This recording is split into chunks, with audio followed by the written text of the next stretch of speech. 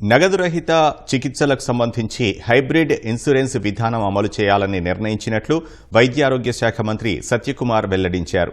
April 1వ తేదీ నుంచి బీమా విధానంలో ఆయుష్మాన్ భారత్, ఎన్టీఆర్ వైద్య సేవ, ఇన్సూరెన్స్ కంపెనీలు సంయుక్తంగా హైబ్రిడ్ విధానంలో సేవలు అందిస్తాయన్నారు.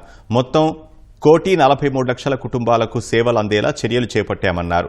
90% క్లెయిమ్లు 2.5 లక్షల రూపాయల లోపే ఉంటున్నాయని, వాటిని 25 లక్షల వరకు వ్యయం భరించేలా కొత్త విధానం అమలు చేస్తామన్నారు.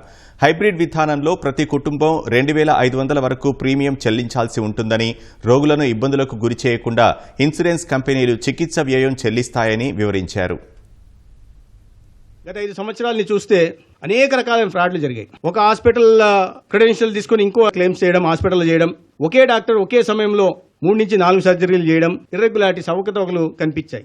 ఒక జవాబుదారీతనంతో ప్రధానమంత్రి జన ఆరోగ్య యోజనలో ఏదైతే వాళ్ళు స్టేట్ యాంటీ ఫ్రాడ్ యూనిట్ ని పెట్టారో, అదేవిధంగా మేము ఒక మోడర్న్ ఇంటెలిజెన్స్, ఆర్టిఫిషియల్ ఇంటెలిజెన్స్ పెట్టుకుని ఒక మోడర్న్ హెల్త్ అనలిటిక్స్ కూడా ఏర్పాటు చేసే ప్రయత్నం చేస్తున్నాం.